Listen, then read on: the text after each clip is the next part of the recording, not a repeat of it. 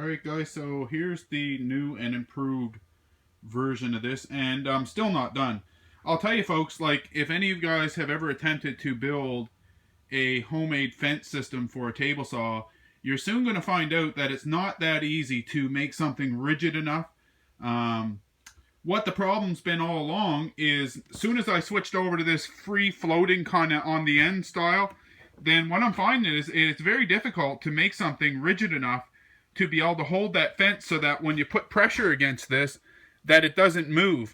And I have got it now. I'm pretty happy. In fact, I think that this one's even more rigid than my stock table saw, because I didn't realize it at the time, but if I go over there and push on my fence, it doesn't take much pressure for me to move that like a 64th of an inch or so. And this thing, right now, I've got it so that I can push on it pretty darn hard and it's only moving just a slight little bit. It's very, very solid right now. And I had to make a few changes. The biggest one is that I started using screws that are 3-inch, I believe, or 3.5 inch, which made a huge difference. Once I started sinking these into it, it made it a lot more rigid.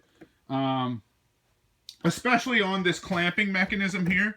This clamping mechanism, I went from using 2.5 inch screws to these things right here, and it made the biggest difference in the world. So what I did, I'm just going to slide this out now to the end so you can see what I did different here. So instead of having 2 or 3 layers now I'm just down to a piece of 3/4 inch plywood. And I actually didn't nail it. Or screw it. I actually just air nailed it with a whole bunch of air nails both sides because it was quicker. I wanted to get it done. So you can see there's a bunch of little air nails, and it's the same thing underneath. So that's just air nailed on. So the big thing was making sure that I kept this nice and even with the edge of my plywood, and making sure that plywood was straight to begin with. And then, as you can see, there's just 3 layers of plywood here, and this piece on the bottom, and then I'm going to slide it out now so you can get a better look at it. So this is just basically like a little U-clamp that just kind of, it gets to slide in this little pocket here that I made, which is cut out of them 3 pieces of plywood. And then I've just got this one on the bottom just to hold it in place so it doesn't fall out of place there. And then all I did was I just drilled a hole in this plywood just slightly smaller than a 5/8 bolt, and I threaded it into the plywood. And my other table saw, my one that I use on my job site, has been that way for years now. It would be very simple to set a nut into the back side of this, just to have to drill the right size of hole and then just bang a nut into this, and then I wouldn't have to thread it in. But you know what, folks, I'm finding is that if you drill a hole just slightly smaller, when you thread it in, the threads last, it seems like forever. And I'm tightening this thing. I've been tightening it with a wrench, and I haven't stripped it yet, so I'm not going to worry about it just as of yet. The one thing I did do is, so that this bolt doesn't dig in get pressed into that real bad, is all I did was drive a screw in right where the bolt head is going to be pressing on to tighten it. So as you can see, I just screwed everything together, nice long screws to hold it together, and then yeah, that's the way the fence system is. So pretty self-explanatory. It's not that complicated. I'm not going to go into sizes, guys. It just wouldn't make any sense to get. I will say there's a few sizes, I guess. This fence is 4 feet from front to back, or just about, I guess. And then the piece of plywood that's nailed on is 2¼ inches. Other than that, you'll have to figure it out yourself. Unless you guys want me to, I could upload some sizes, I guess.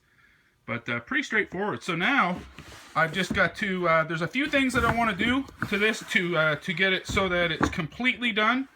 And then because I need this to be adjustable, trying to get this thing to go together here.